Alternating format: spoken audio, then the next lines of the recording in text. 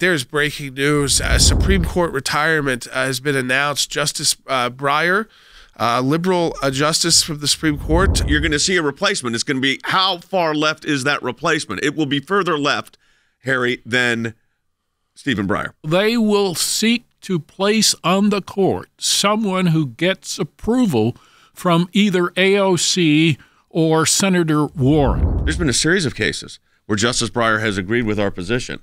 There's a series of cases where he hasn't.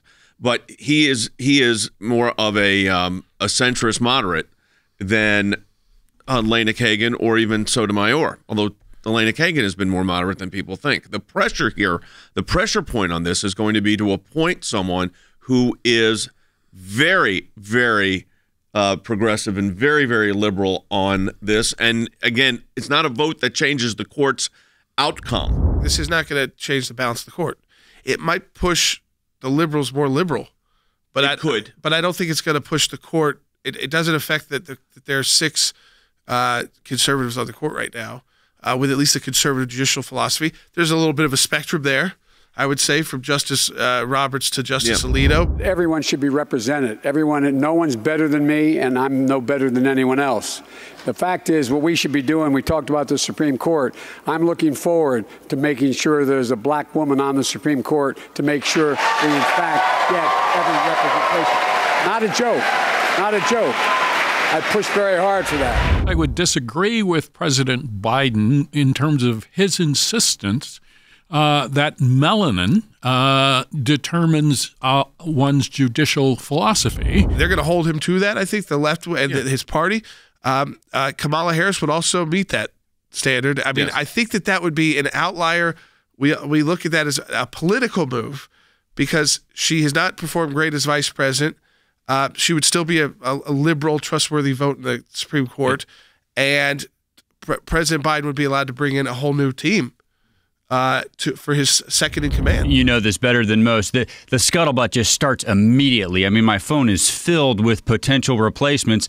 And you're right. Even though I think it's a little bit of a long shot, the one that I'm seeing the most often, it's actually Vice President Harris. It would be an interesting double play, though, Andy, to do that, because there's a lot of tension between the vice president and the president's office. We know that. It's in all the media is covering that. If the president were to nominate Kamala Harris, he would be able to eliminate some of that tension by literally kicking her not upstairs but across the street and putting her in the Supreme Court of the United States, and then putting someone as vice president, which he then would get the right to appoint, who would be a more amenable and more consistent with his own policies. Democrats did away with the filibuster for judicial nominees all the way through the circuit court. Republicans, during the Gorsuch nomination, did away with the filibuster for the Supreme Court. So it's a 51 vote, and that's how, again, that's how close the Senate is right now. If it's going to happen this year, they cannot afford to lose a single vote in the United States Senate. Now, look, it's a much higher hurdle to lose a vote on a Supreme Court nominee,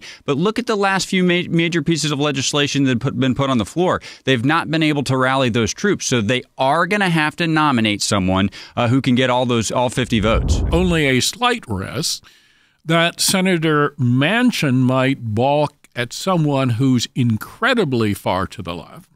But that's only a guess. I would say right now that's a long shot.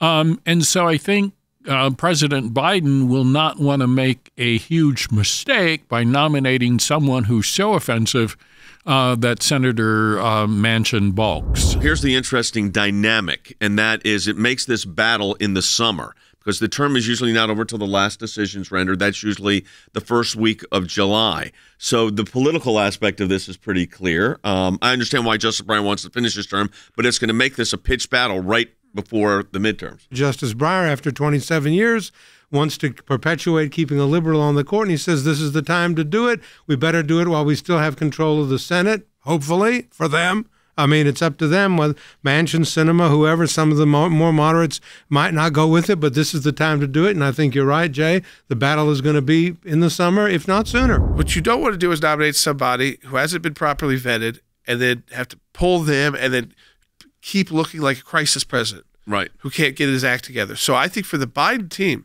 this is a huge decision because they can get a win, pretty easy win, or they could cause disaster.